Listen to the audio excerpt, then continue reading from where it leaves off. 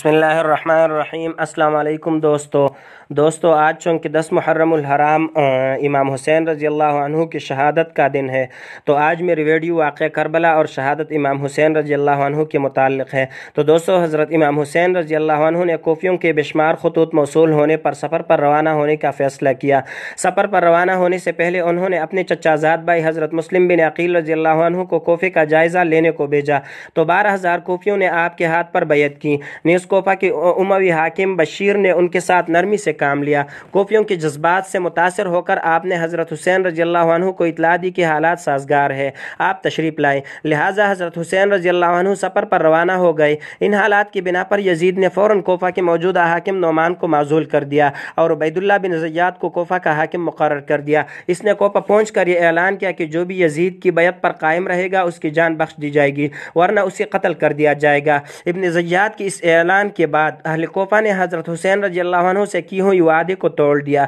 दौरान सफ़र हज़रत हुसैन रज़ी अल्लाह अन्हु को ये भी इत्तला मिली कि उबैदुल्लाह बिन ज़ियाद ने हज़रत मुस्लिम बिन अक़ील रज़ी अल्लाह अन्हु को शहीद कर दिया है, जिसे सुनकर हज़रत हुसैन रज़ी अल्लाह अन्हु के साथ आए हुए लोगों में से कुछ हज़रात ने सफ़र को ख़त्म कर दिया और वापस हो गए। लेकिन हज़रत हुसैन रज़ी अल्लाह अन्हु ने अपना सफ़र जारी रखा। चनांचे काफ़िला रवाना हुआ मकाम कादिसिया से कुछ आगे पहुँचा तो हुर बिन यजीद 1000 के मुसल्लह सवार लश्कर के साथ मिला। हज़रत हुसैन रज़ी अल्लाह अन्हु ने कोफियों के तमाम खतूत दिखाए और कहा कि तुम लोगों ने खुद दावत दी है, अब अगर आपका इरादा बदल गया हो तो मैं वापस चला जाता हूँ। लेकिन हुसैन रज़ी अल्लाह अन्हु के मुतालबे को कबूल नहीं किया गया। चनांचे ये मुख्तसर सा काफ़िला 2 मुहर्रम उल हराम 61 हिजरी को आखिरकार करबला पहुँचा।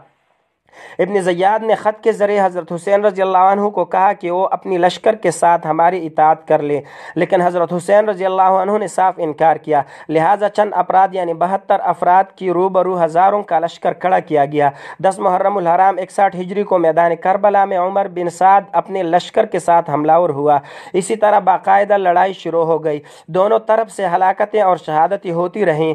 आखिरकार दगाबाजों का लश्कर हावी हुआ और हज़रत हुसैन रज़ी अल्लाह अन्हु के खेमा को घेर कर जला दिया और नवासे रसूल सल्लल्लाहु अलैहि वसल्लम हज़रत सय्यदना हज़रत हुसैन रज़ी अल्लाह अन्हु और उनके ख़ानदान के कई अफराद और रुफ़क़ा समेत सबको शहीद कर दिया गया। आखिरकार नबी करीम सल्लल्लाहु अलैहि वसल्लम की पेशेंगोई सही साबित हुई। इस तरह यजीद के भेजे हुए लश्कर ने हज़रत हुसैन रज़ी अल्लाह अन्हु को शहीद कर दिया। मुअर्रिख़ीन ने लिखा है कि यजीद ने हज़रत हुसैन रज़ी अल्लाह अन्हु को फ़कत गिरफ्तार करने का हुक्म दिया था, लेकिन इब्न ज़ियाद ने उन्हें शहीद किया। और बाज़ मुअर्रिख़ीन ने लिखा है कि चूँकि यजीद की दौरी हुकूमत में हज़रत हुसैन रज़ी अल्लाह अन्हु को शहीद किया गया था, लिहाजा हज़रत हुसैन रज़ी अल्लाह अन्हु की शहादत का ज़िम्मेदार बराह रास्त यजीद है। लिहाजा हमारी जमहूर उलमा और अकाबिरीन का मौक़िफ़ ये है कि इसमें कोई दो राय नहीं कि हज़रत हुसैन रज़ी अल्लाह अन्हु की शहादत यजीद की दौरी हुकूमत और इसी की फ़ौज से हुई। और यजीद फासिक व फाजिर भी था, लेकिन यजीद के मसला पर सुकूत इख्तियार करना चाहिए, यानी इस पर न तो रहमत भेजी जाए और न ही लानत।